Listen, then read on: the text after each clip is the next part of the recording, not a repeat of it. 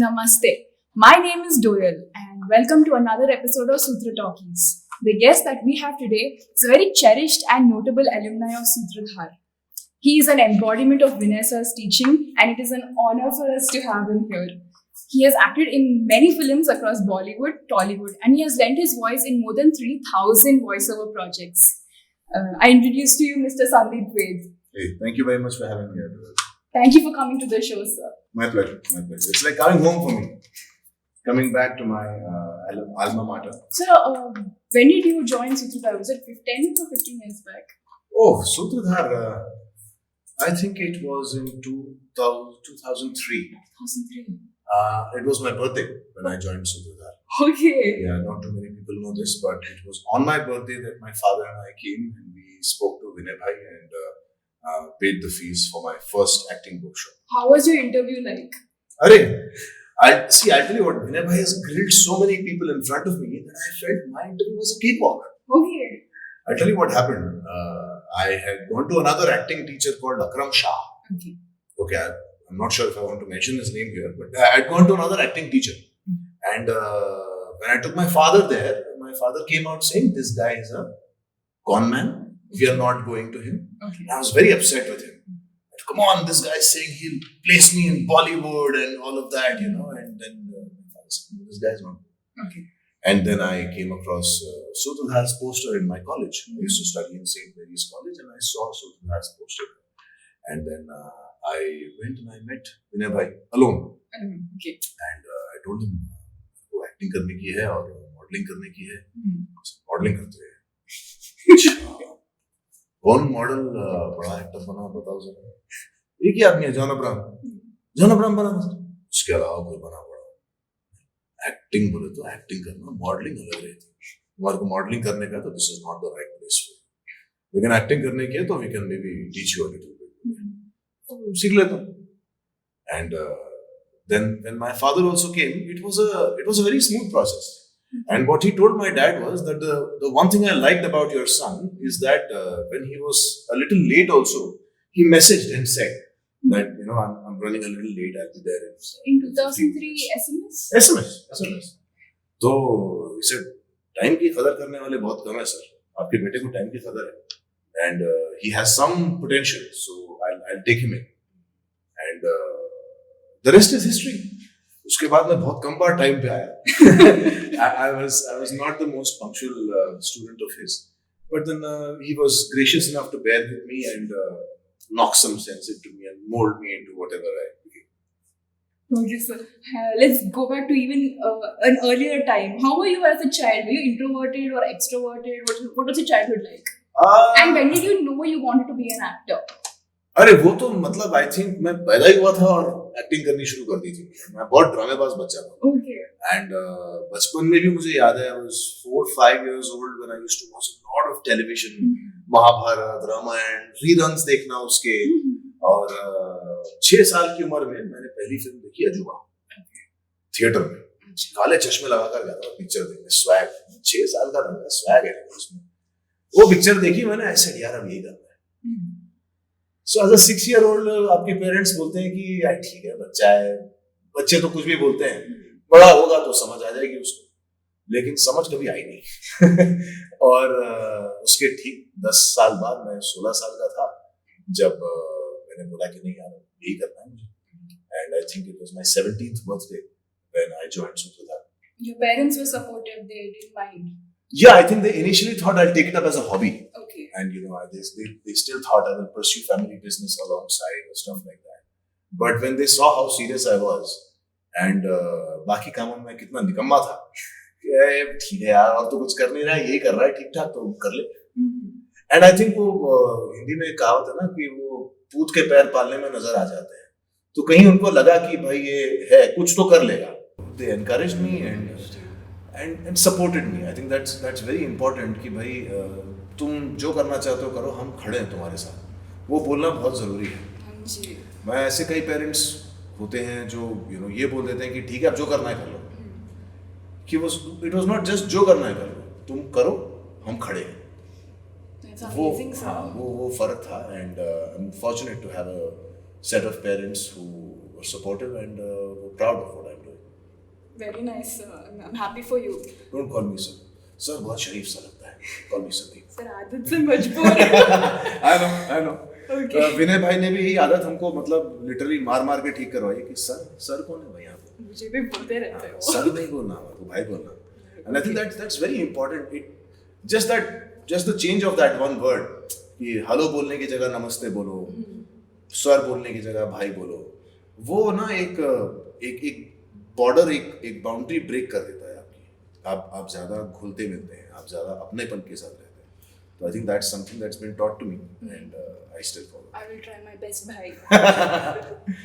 जी। So भाई साहब, आपका डेली रूटीन कैसा रहता है? I mean, I've gone through your Instagram and you're so fit. आप हमेशा like gym workouts. I think you were traveling to Italy and even then you managed to get in a workout. So how do you manage that, sir?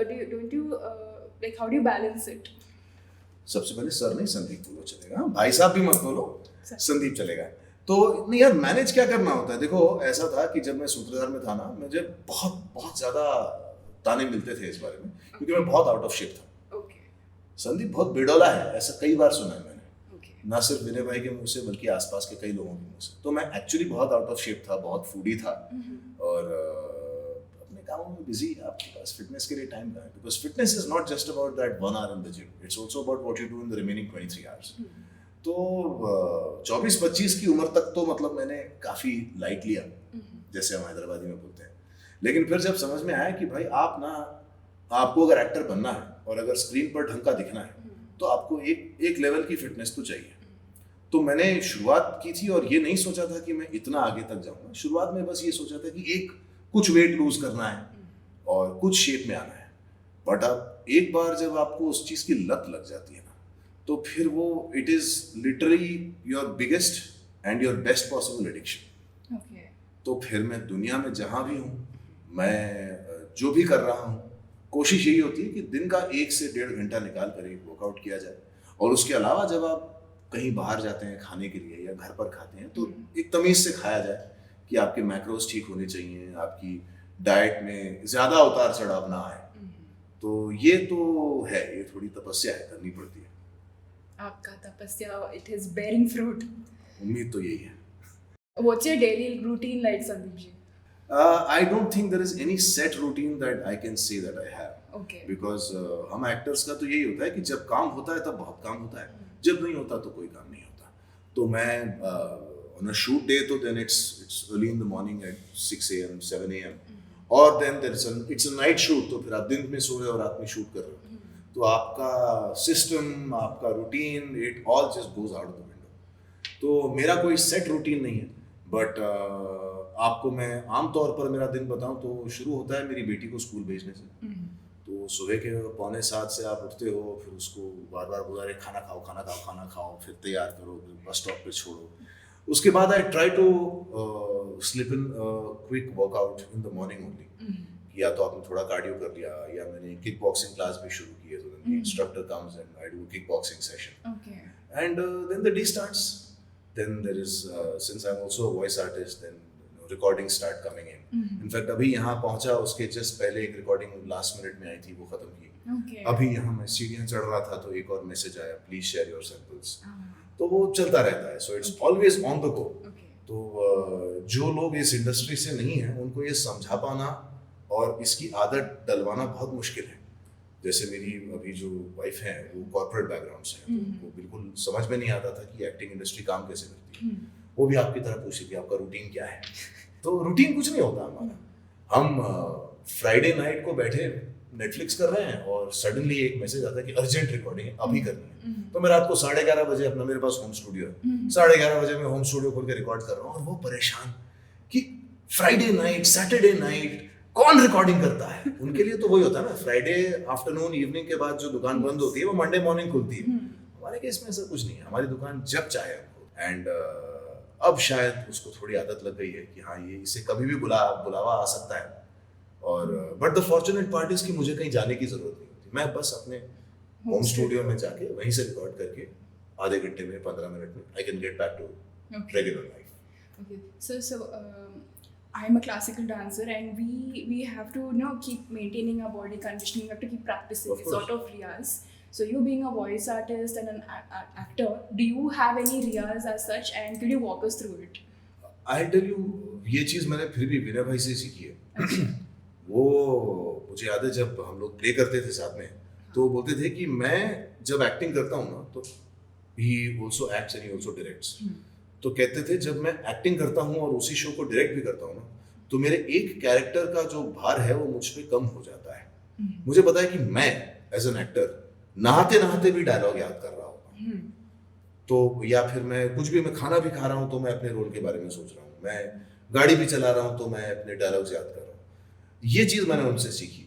तो मेरा as such कोई रियाज नहीं है कि मैं सुबह उठ के इतने बजे से इतने बजे तक वॉइस पर काम करूंगा या अपने एक्टिंग पर काम करूंगा। मेरे लिए हर चीज एक्टिंग है।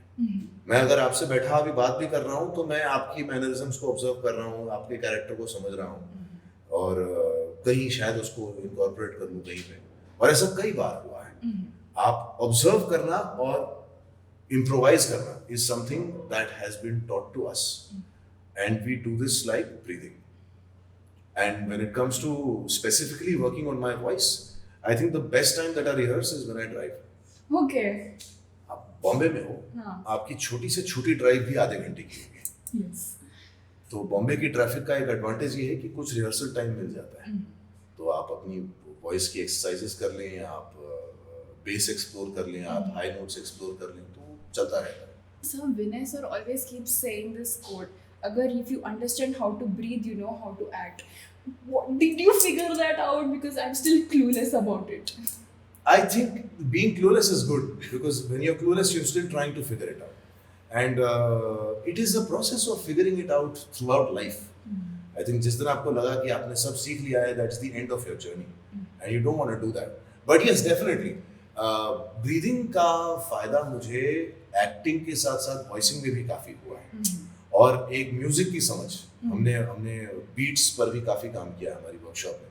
तो ऐसा कई बार होता है, और मेरी फैमिली मुझसे हमेशा इस मामले में थोड़ी सी अचंभित रहती है कि मैं किसी भी चीज़ का गाना बना लेता हूँ, क्योंकि आपको बीट की समझ है।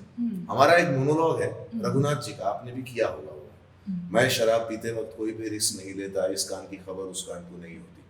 तो हमारी एक एक्सरसाइज थी, इसका गाना बना। Okay. और बहुत सारे स्टूडेंट्स ना बोलते क्या यार इसका गाना कैसे बना सकते हैं, इट्स इसमें कोई बीट नहीं है, कोई रिदम नहीं है।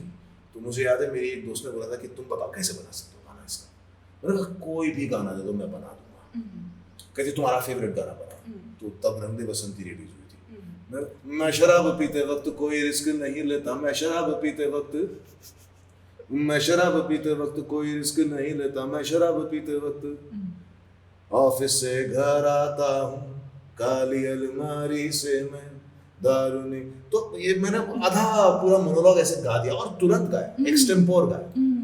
तो समझ में नहीं आया उसको कि वो क्या बोले, कहते जाओ तुम ही करो, फिर मैं नहीं करती। बट ये एक कहीं से आपको एक म्यूजिक की रिदम का एक गिफ्ट भी मिलता है, और आप उस पर काम करते हो तो it gets a little more sharpened and there is finish in this. तो ये है कि आपको बीट समझनी है, आपको सांस समझनी है कि अब आपको लंबी सी लाइन बोलनी है बिना पॉज के, तो आप कहाँ सांस लोगे, और कौन सा कैरेक्टर है, गुस्से में कैसे सांस लेगा, प्यार में जब बात कर रहा है तो कैसे सांस लेगा, और उसकी बॉडी कैसे चेंज होगी उसकी ब्रीदिंग से। ये आई थिंक कैरेक्टर दर कैरेक्टर, एक्सपीरियंस दर एक्सपीरियंस आप समझ सकते हैं। बट ऑनेस्टली सबसे बड़ी चीज़ है ऑब्जर्वेशन। क्योंकि जब आम आदमी नॉर्मल तौर पे अपनी लाइफ में बात कर रहा होता है तो उसकी ब्रीदिंग अपने आप चेंज होती है। हमें जब कॉन्शियसली करना होता है तब हमको समझ में नहीं आता, लेकिन जब आप अगली बार नोटिस कीजिएगा आप किसी को गुस्सा कर रही होंगी तो आपकी ब्रीदिंग अपने आप चेंज होगी। बट जब हम मेक बिलीव गुस्सा करेंगे तो फिर वो ऐसे हो जाएगा। नहीं, जब आप नॉर्मली बात करेंगे तो आपकी बॉडी लैंग्वेज अलग तरीके से होगी, आपका ब्रीदिंग पैटर्न अलग होगा, आपकी वॉइस की पिच अलग अलग होगी। तो खुद को ऑब्जर्व करना या अपने आसपास के लोगों को ऑब्जर्व करना, I think that's the biggest lesson in acting. Sir, can you share some memorable incident with Vinay bhai? Memorable incident? I again broke, sir. Yes, you broke That's a Rajpur. broke the mold of at least calling him sir. You called him Vinay bhai and you called me sir. Very nice, very nice. अच्छा लगा। Progress. विनय भाई के साथ अरे बहुत सारी memories है यार। हाँ। उस इंसान ने ठोक पीट कर जो हमको ठीक ठाक बनाया है ना। बट आई थिंक ये एक मेमोरी है जो मैंने वो 25th एनिवर्सरी सेलिब्रेशन में भी बोली थी। हाँ। हम लोग एक प्ले कर रहे थे, नीम हकीम खतरा जान, हम्म, और उस प्ले का जो लीड, जो मेन कैरेक्टर जो कर रहा था, वो ठीक ठाक नहीं कर रहा था। ओके। और उसको विनय भाई का फीडबैक मैकेनिज्म तो आपको पता है कि अरे ठीक से करा रहा हूँ, अरे ऐसा नहीं, अरे वैसा नहीं। वो एक दिन वो तड़क गया, वो लड़का कहता मैं नहीं कर रहा, आप कर लो। तो ना हमको ये पता था पहले से ही कि ये तड़कने वाला है। अच्छा। और ये भी पता था कि अगर ये तड़क गया तो प्ले के 8 दिन पहले की बात है, 8 दिन भी नहीं थे शायद उस प्ले के, 5-6 दिन बचे थे। तो इतने छोटे गैप में अगर इस लीड, और ये पूरा प्ले उसी का था, ओके। फर्स्ट डायलॉग से लेके आखिरी डायलॉग तक वही आदमी था, और हर सीन में वो कैरेक्टर था। तो मुझे पता था कि इतना डिफिकल्ट कैरेक्टर, इतना हाई एनर्जी कैरेक्टर, अब इसकी जगह अगर कोई करेगा इतने शॉर्ट पीरियड ऑफ टाइम में तो विनय भाई करेंगे। तो जैसे ही वो निकला वहां से बोलकर कि सर मैं नहीं कर रहा, आप देख लो, और प्ले है 7-8 दिन में, तो पता था प्ले तो होगा, प्ले तो कैंसिल नहीं हो रहा। आज तक हमारा ऐसा कोई प्ले कैंसिल हुआ नहीं है, चाहे जो हो जाए। तो मैं साइड में बैठा खुश, मैं कर रहा था छोटा सा कैरेक्टर, 2 सीन के लिए इन एंड आउट। तो मैं, और लिटरली यही होता था कि वो जब लड़का शुरू करता था रिहर्स करना, तो हम लोग आराम से बैठे रहते थे कि इसका सीन तो चलेगा, 1-2 घंटा फीडबैक दे गए सर, फिर चेंज कराएंगे। वो 15 मिनट में निकल गया तो सब ऐसे हो गए कि अब क्या अब विनय भाई करेंगे, अब हम सब देखेंगे सीखेंगे। तो विनय भाई आए, हॉल के सेंटर में रुके, हम सब अपने अपने विंग्स की जो हमारी ब्लॉकिंग थी, कुछ लोग वहाँ कुछ लोग यहाँ, तो मैं लेफ्ट साइड में विंग के पास बैठा था। तो ऐसे शुरू किया उन्होंने, ऐसे पूरे कमरे को देखा, फिर ऐसे आके उनकी नजर मेरे पे रुकी, बाबू तुम करते हो? मैं लिटरली क्या, मैंने किस बाबू से बात कर रहे हैं? मैं क्या कर सकता हूँ भाई, 7 दिन में प्ले है, इतने 70 मिनट का प्ले है, मैं कहाँ याद कर लूंगा। अब उनको एक चीज पता थी कि मुझे डायलॉग बहुत जल्दी याद हो जाते हैं, गॉड्स ग्रेस, टच वुड, मैं डायलॉग आज भी बहुत जल्दी याद कर लेता हूँ। तुम कर सकते बाबू। सर भाई मैं प्ले में हंस दूंगा बीच में, मैं बहुत हंसता हूँ, मैं अपने लिए मैं बहुत फनी हूँ, मैं छोटा सा जोक क्रैक करूंगा, हंसूंगा बहुत ज्यादा, और आज भी होता है ये मेरे साथ। सर नहीं भाई, मैं स्टेज पर हंस दूंगा भाई, out and out farcical comedy. नहीं तुम नहीं हंसते, मैं हूं ना, मैं देख लेता, तुम नहीं हंसते, चलो रिहर्सल शुरू करो। भाई साहब जो पसीने छूटे हैं मेरे, तो वो एक मोमेंट था जब उन्होंने एनकरेज किया, लेकिन उसके अगले 5-6 दिन का जो रिहर्सल था, that was hello, that was pure hello. या वो बंदा सामने बैठा है, एकदम यहाँ सामने बैठा है, हम प्ले कर रहे हैं, और कॉर्नर ऑफ द आई से दिख रहा है कि वो लिखे जा रहा है, लाल कलम से लिखते हैं वो आदमी, हाँ लाल कलम से लिख रहा है, और आप you can see pages filled with red. पता है ये सारा फीडबैक मेरे लिए आने वाला है, क्योंकि आप एक नया एक्टर, यही मैं ही हूँ, मेरे लिए फीडबैक आ रहा है, Sandeep does not know this, Sandeep is not doing this properly, Sandeep thinks he is a star, Sandeep superstar, Sandeep super duper star. तो इट वाज लिटरली, मतलब I was going to be that guy part 2 की, मैं ऐसा नहीं कर रहा भाई, अब आप कर लो। बट आपके गुरु ने आप पर फेथ दिखाया है, तो आपको करना है, बैकआउट करना तो कभी हमने सीखा नहीं। तो 5-6 दिन के रिहर्सल के बाद जब वो प्ले हुआ, और उस प्ले के एंड में जो तालियां बजी, मतलब that moment I think I am never going to forget in my life, it's one of my core memories, and that changed me as an actor. वो दिन मैं जो सीरियस हुआ एक्टिंग को लेके, तब तक वो आपका है ना कि करना है, लेकिन थोड़े से अब यूथ में है तो डायरेक्शन लेस हैं, थोड़े डिस्ट्रैक्टेड हैं, और खुद को थोड़ा कम आंकते हैं। लेकिन उस दिन भाई साहब जो हुआ, और वो तुम करते बाबू वाली जो कहानी शुरू हुई हमारी, वो कहीं और ले गई, मेरी लाइफ को, मेरी ट्रेजेक्ट्री को, मेरे करियर को कहीं और ले गई। So yeah, that's one core memory with the It gave you clarity. It gave me the boost that I needed.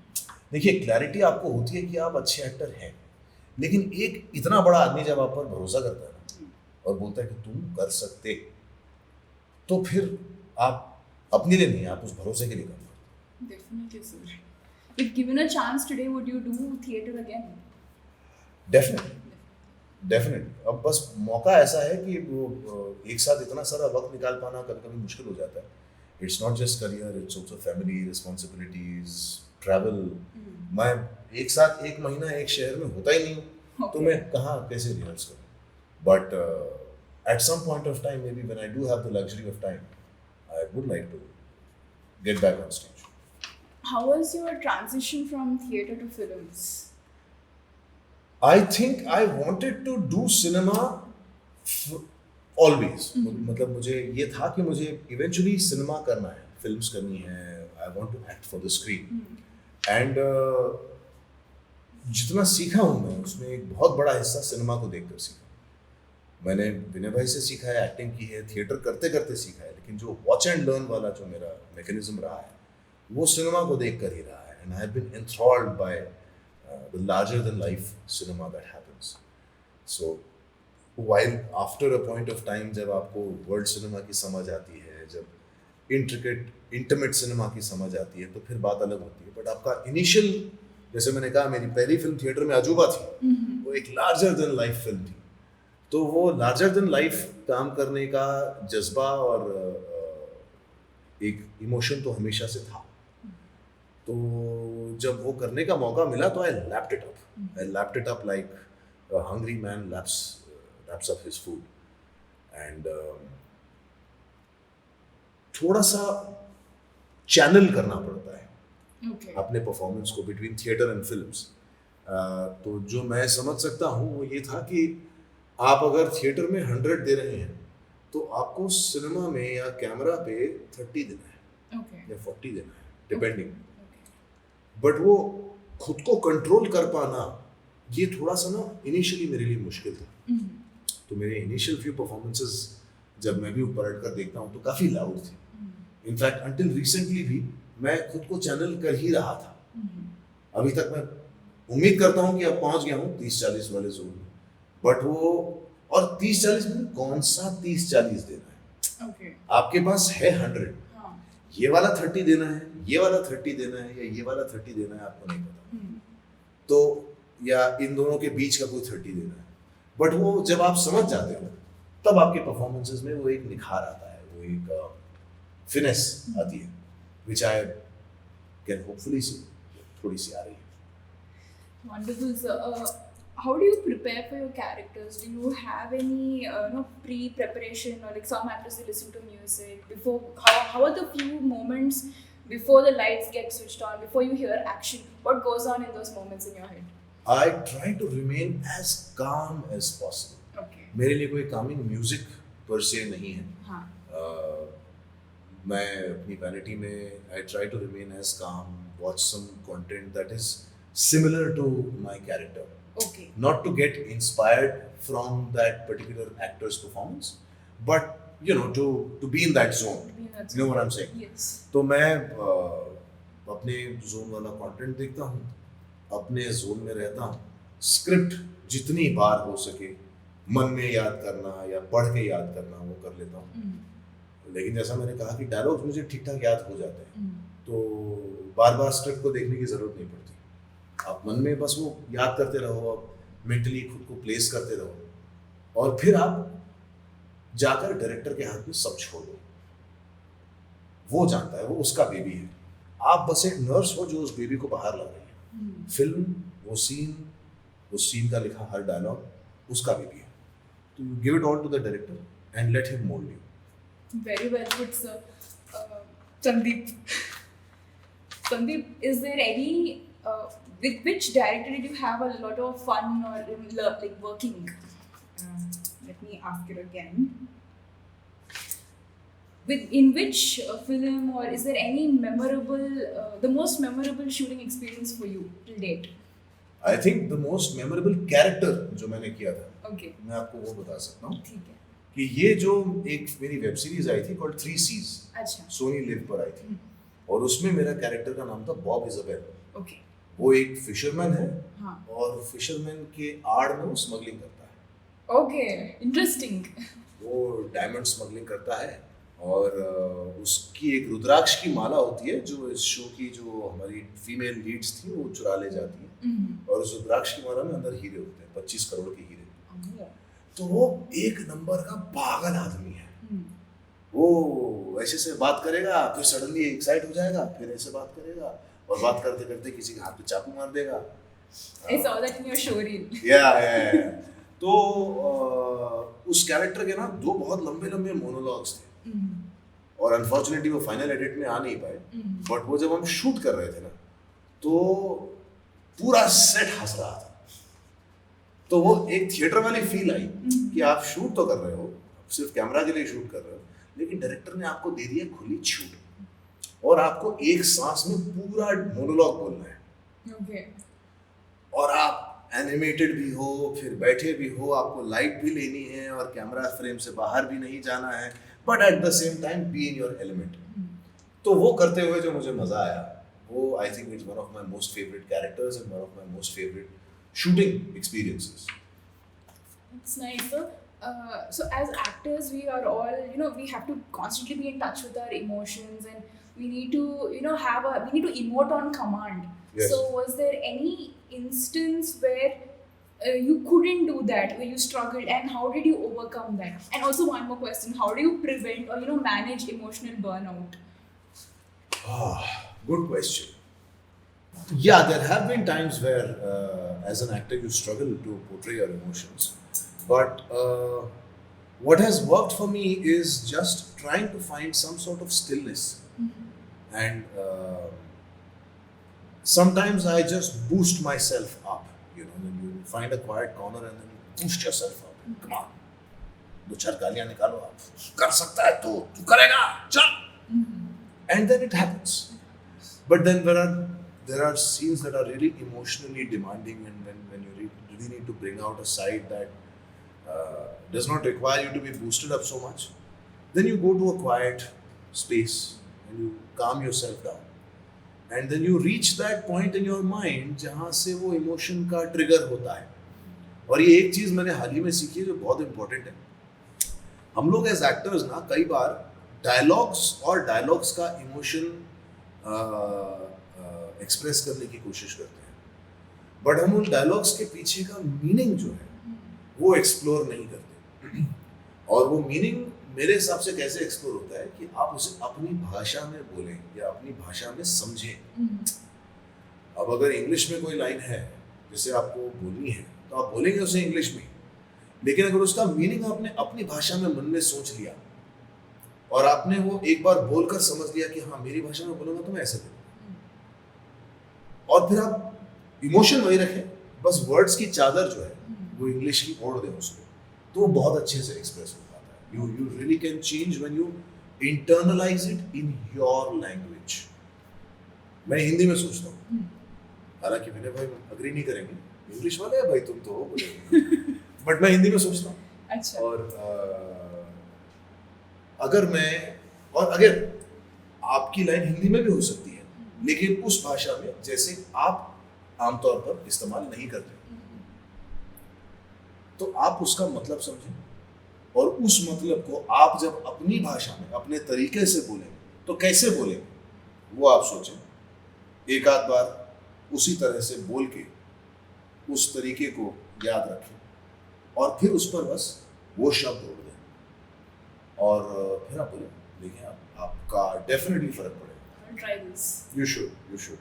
And have there been instances where you felt emotionally burnt out after shoots and after doing any character? अभी तक तो ऐसा हुआ नहीं। Physical burnout होता है where you are shooting back to back and then you just tired like hell. But I think ये theatre की ट्रेनिंग है कि बर्नआउट तक पहुंचने में वक्त लगेगा। हम यहाँ पर we have been baptized by fire. तो जितना बर्नआउट होना था यहाँ पे हो गया। हम बर्न करके ना, वो कहते हैं ना कि वो आप भट्टी में जलने के बाद ही सोना बनता है, तो अब खुद को सोना तो नहीं बोल रहा मैं, लेकिन उनको भट्टी जरूर बोल रहा हूँ। तो भट्टी में झुलसा के हमको निकाला है बाहर, तो उम्मीद करते हैं कि बर्नआउट से तो हम काफी दूर रहे। आपने ज़्यादातर है ना army characters, army officer characters, terrorist characters किए हैं ज़्यादातर। Is there any particular character which you are coveting, you know, your dream character you want to play? वो माय ड्रीम कैरेक्टर, सच बताऊं तो मेरा ड्रीम कैरेक्टर है रावण। रावण? हाँ, मतलब वो इतना ज्यादा कॉम्प्लिकेटेड कैरेक्टर है जिसे आई डोंट थिंक हम स्क्रीन पर एटलीस्ट या फोकलोर में भी पूरी तरह से एक्सप्लोर कर पाए। आई एम श्योर इंस्टेंसेस होंगे जिनके बारे में मैं नहीं जानता, बट एक बुक मैंने अभी हाल ही में पढ़ी थी, अभी अमीश त्रिपाठी की, जो राम, सीता और रावण के ऊपर 3 अलग अलग बुक्स हैं उनके, और फिर वॉर ऑफ लंका है। और उसी के साथ साथ मैंने एक बुक नरेट की है। मैं ऑडियो बुक्स भी नरेट करता हूँ, तो मैंने एक बुक नरेट की है जिसका नाम है अजय, पासों का खेल। ओके, पासो। व्हाट इज पासो मीन? पासे जो गेम खेला था, चौसर का गेम खेला था, द रोल ऑफ डाइस।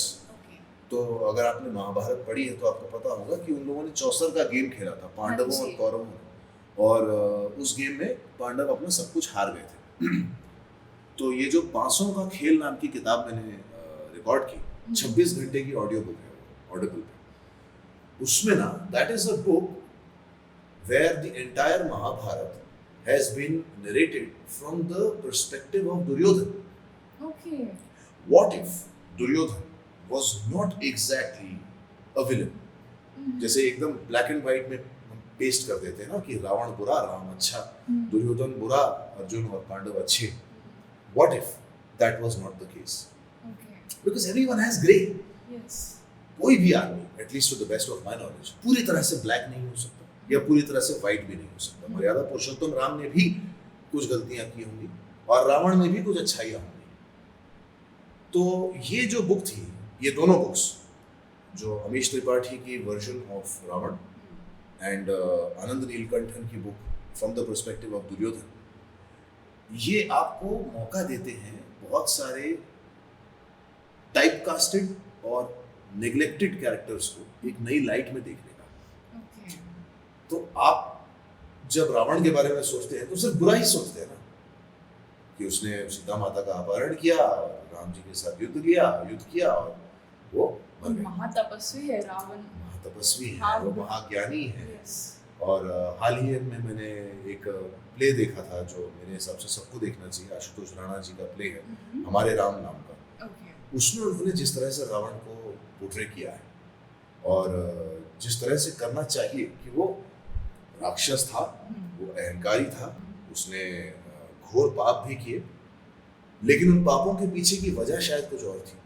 और मरने से पहले क्यों प्रभु श्री राम ने लक्ष्मण को उनके पास भेजा कि जाओ उनके चरणों में बैठो और उनसे राज्य कैसे चलाते हैं उसका ज्ञान। Do you know this? ये रामानंद सागर की रामायण के एंड में भी था।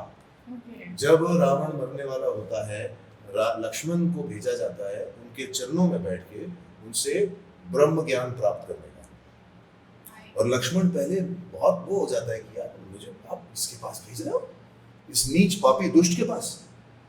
श्री राम कहते हैं उसे कि ये अपने पापों का फल पा चुका है और मृत्यु लोक पहुंचे उसके पहले इसके जो सारे अच्छे गुण हैं उन्हें तुम अपनाओ जाके। और बिना किसी घमंड के, तो वो जब बैठता है इनिशियली रावण के पास तो वो बोलता है, I think he sits near his head, right? हाँ, तो बड़े बेमन से जाता है और बोलता है कि बताएं। नहीं बताता वो उसको, अपने अहंकार को तुम नीचे करो, ज्ञान लेने आए हो तो ज्ञान लेने वाली पोजीशन में आओ, फिर मैं बताऊंगा। तो आई थिंक ऐसा कैरेक्टर, इतना ज्यादा लेयर्ड कैरेक्टर अगर मुझे पोर्ट्रे करने का मौका मिले, I would love to do that. Fingers crossed. I would like to see you as Ravan. Why not? Why the hell not? 10 heads. Oh yes, oh yes. And there are also several interpretations of Ravan. You know, आप ऐसा कोई villain जो रावण से inspired हो और modern day Ravan बने, I don't know. बाकी तो राइटर्स और जो कंटेंट क्रिएटर्स हैं उनके ऊपर है कि वो क्या किस तरह से सोचते हैं। That's true. How did you begin? You know, can you tell us a little bit about your initial days? How did you bag projects, and what was that time like for you? See, when I moved to Bombay, it was a very lonely and a very difficult journey. Hyderabad में तो आप जब तक हो आप अपने गुरु की, अपने पेरेंट्स की छाँव के नीचे ही हो। लेकिन जब आप वहाँ जाते हो तो जो तपती धूप आप पर पड़ती है वो एक अलग लेवल की बैप्टाइजेशन बाय फायर है। बट थैंकफुली यहाँ इस भट्टी ने हमें थोड़ा तैयार करके भेजा था, तो हम न ज़्यादा बिखरे न ज़्यादा टूटे। लेकिन the first 2 years were very difficult. जब आपके पास कोई काम नहीं है, आप कोई नेटवर्क के बिना गए हैं, और तब give auditions. Of course. There have been so many occasions where I have just sat outside an audition venue for 3-4 hours. Okay. और मुझे दिख रहा है कि मेरे आसपास जो लोग हैं वो खराब काम कर रहे हैं और बार-बार रीटेक दे रहे हैं, जिस वजह से मुझे और लेट हो रहा है। लेकिन आप चुपचाप बस बैठे हो। मुझे एक बाइक का ऑडिशन अभी भी याद आता है। मुझे याद है एक बाइक की कॉर्पोरेट फिल्म थी जिसकी ऑडिशन के लिए मैं गया और कुछ 3-3.5-4 घंटे वेट किया मैंने वहाँ पे। थैंकफुली घर से टिफिन लेकर गया था, तो बाहर लिटरली वो इतना छोटा सा स्टूडियो होता है, एक छोटे से रेल के कंपार्टमेंट जैसा। अंदर ऑडिशन हो रहा है, बाहर 8 लोगों के बैठने की जगह है। 8 से ज़्यादा जो भी आए वो बाहर रोड पर बैठेगा। रोड पर भी 1 आध कुर्सियाँ लगा दी हम लोगों ने, एक गली में था। तो उस बाहर वाली कुर्सी पर बैठकर मैंने अपने टिफिन में से मैंने अपना खाना खाया और बैठा रहा। एक एक करके लोग जाते गए। मुझसे बाद में आए 1 आध और लोग, उन्होंने बोला भाई मैं चला जाऊँ क्या, मैं जल्दी से लेके आ जाऊँगा। मैंने कहा जा। 3 पेज का ऑडिशन था। जा दे। जब सारे लोग, मतलब वो कास्टिंग डायरेक्टर भी ऐसा था कि भाइयों 3 पेज एक साथ नहीं हो रहे हैं तो एक एक करके दे दो, मैं जोड़ लूंगा बाद में। 1 पेज का दो, फिर बाहर जाओ, किसी और का 1 पेज लूँ, फिर वो बाहर जाए, फिर तुम दूसरा पेज तैयार करके लाओ, ऐसा। मैं गया, मैंने कहा सर मैं 1 टेक में 3 कर दूं, चलेगा? और मैं आखिरी बंदा था। I was one of the last people to get that audition. वो हंसने लगा। फिर सुबह से बैठा, कोई नहीं कर पाया 3 पेज 1 टेक में, तू करेगा? मैंने कहा सर एक कोशिश कर लूं। मैंने ना सिर्फ वो 1 टेक में ऑडिशन दिया, बल्कि पूरे इमोशन के साथ, और मतलब वो ऐसा दिया कि शूट कर रहा हूँ। उस कैमरामैन का ऐसे ऐसे मुंह खुला था थोड़ा सा, and it was like they were almost waiting, ये अब goof up करेगा, अब goof up करेगा। 3 पेज तो नहीं बोल पाएगा ये एक साथ। 3 पेज एक साथ बोल till the last word. And मैंने I saw them breathe out, सांस रोक कर बैठे थे वो लोग मेरे टेक के लिए। और वो टेक खत्म हुआ एंड जो कास्टिंग डायरेक्टर थी वो उठ के खड़ी हो गई, हाथ मिलाया मेरे और कहते तुम शूट टेक पे फ्री हो ना? मैंने कहा हाँ मैं फ्री हूँ। मैंने कहा ये तो क्रैक कर लिया मैंने। 15,000 रुपए का ऑडिशन। तब आपके लिए वही बहुत मैटर करता है ना कि आप ये एक ऑडिशन क्रैक कर रहे हो। कॉल नहीं आया यार वहाँ से, मैं वेट कर रहा हूँ। हिमांशी या कुछ तो नाम था उस कास्टिंग वाली का, मैंने उसको मैसेज भी किया, उसने जवाब भी नहीं दिया। और इत्तेफाक उसी के आसपास मैंने वॉइस डबिंग शुरू की थी। 1-1.5 महीने बाद मुझे आता है एक एड की वॉइसिंग का काम, और मैं जाकर देखता हूँ वही एड है जिसका मैंने ऑडिशन दिया था। एक बहुत ही दुबला पतला कम हाइट का आदमी सेलेक्ट किया उन लोगों ने, और बाहर बैठा प्रोडक्शन हाउस का एक लड़का था जिसने मुझे पहचाना। कहता आपने ऑडिशन दिया था ना इस एड का? मैंने कहा यार सैकड़ों बंदों ने ऑडिशन दिया था इसका, इसने मुझे पहचाना फ्रॉम एन ऑडिशन टेप, कुछ तो सही किया होगा। मैंने कहा हाँ दिया तो था, आपको कैसे पता? कहता है bro we fought for you, we really wanted you to be there, but you are so big, that bike is 100 cc, you would have covered the bike completely, it will look like a cycle in front of you, how could we shoot with you bro? मैंने कहा बात तो सही कह रहा है यार। तो कई बार ऐसे होता है कि आप अपनी पूरी मेहनत करते हो, आप अपना जी जान लगा देते हो और काम भी अच्छा होता है, लेकिन कई चीजें होती हैं जो आपके फेवर में वर्कआउट एक साथ नहीं कर पाती। हाल ही में मेरे साथ हुआ ये कि मुझे अभी सलमान खान की जो फिल्म आई थी सिकंदर, हाँ। उसमें एक कैरेक्टर के लिए मुझे फाइनलाइज कर दिया गया था। रेश छाबड़ा कास्टिंग कंपनी ने फाइनल किया, वीआर मुर्गदास के साथ मीटिंग भी हो गई, बोले done sir you are locked. हम शूट डेट्स का वेट कर रहे हैं, सितंबर में नहीं हुई, अक्टूबर में नहीं हुई, नवंबर में नहीं हुई, दिसंबर में नहीं हुई, जनवरी में फाइनली शूट डेट है। और उसी दिन जिस दिन वो शूट थी मैं सलमान खान के भाई के साथ शूट कर रहा था हैदराबाद में मेरी तेलुगु फिल्म के लिए अर्जुन सन ऑफ वैजयंती। तो मैंने कहा ये दोनों भाइयों ने साथ में डेट दे दी यार। और इसमें मेरा कैरेक्टर लॉक था, मैं विलन का काम कर रहा था और मैं लगभग बाकी पूरी फिल्म की शूट मेरी हो चुकी थी, वो एक ही दिन की शूट बाकी थी। तो मैंने उनको टेक्स्ट किया कि सर मुझे सलमान के साथ फिल्म मिल रही है और वो मेरे को मना करनी पड़ेगी just to shoot with Sohail Khan.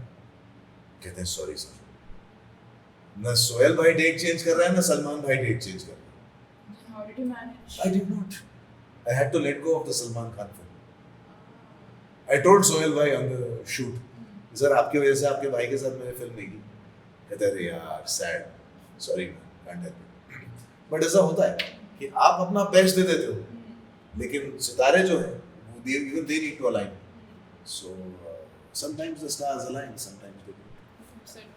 Okay.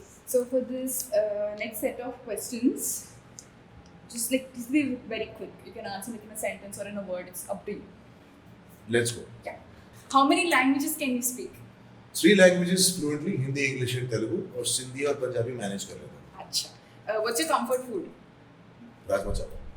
Do you have any cheat days at gym? Cheat days at gym नहीं होता, cheat days in food होता है। So I have my cheat days, cheat days, cheat meals सब होते हैं। Mostly when I'm traveling, तो आप हैदराबाद आओ और अच्छी सी एक गुंटूर इडली ना खाओ जिसमें घी है, खारम पूड़ी है, तो क्या बात हुई। मुझे चटनीज की गुंटूर इडली बहुत पसंद है। एक आध बार कभी बिरयानी भी खा लेता हूँ, तो वो हो जाता है। But then you make up for it in the gym. One word to describe the current season of your life. Exciting. An actor you want to work with. Allu Arjun. Director you enjoyed working with the most. Vinay Verma. Director you want to work with in the future. S.S. Rajamouli. Films, dubbing or theatre. No. मैं नहीं होता भाई। नहीं होता। I plead the fifth on this. मैं नहीं जवाब दे रहा हूँ। Okay. Favorite genre. Favorite genre? एक ही genre pick करना है तो drama. Favorite actress. Favorite actress? अभी यार I saw Sai Pallavi and I was floored man. So I think Sai Pallavi. Biggest inspiration. I think अगर किसी से इंस्पायर हो तो शाहरुख खान से होते हैं। Okay. That rags to riches story and the way he still carries on, I think that's an inspiration. Current song you're listening to. I'm listening to a lot of songs, but I think the background track of this film Kingdom, जो विजय देवरकोंडा की आ रही है, उसका एक ही background track अभी release हुआ है। That track it has a lot of range, so yeah, that's on your loop. Yep. Rural or urban life? Urban. मैंने rural life ज़्यादा experience की नहीं। Okay. मेरे को थोड़ा comfort चाहिए। Ideal vacation spot? Bali. Favorite way to waste time online? Well, keep doom scrolling यार, reels देखते जाओ, आप हंसते जाओ और cringe content देख के खुद को बोलते हैं क्या कर रहे हो यार तुम लाइफ में, मतलब। But हाँ, उससे ज़्यादा अच्छा वेस्ट करने का, टाइम वेस्ट करने का तरीका नहीं है और काफ़ी अच्छा सीखने का तरीका भी है, to be honest। मैं cringe content भी देखता हूँ, but then there are also a lot of inspirational and motivational reels that I come across and educational content भी है। तो algo knows कि मैं जब तक थोड़ा सीखूँ ना तो मैं फिर बंद कर दूँगा।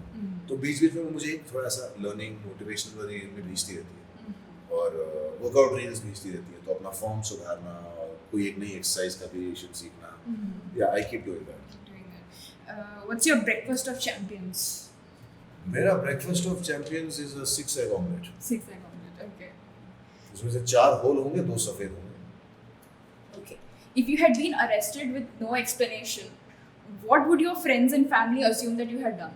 किसी को पीटा होगा ऐसा, बहुत ज़्यादा पीटा।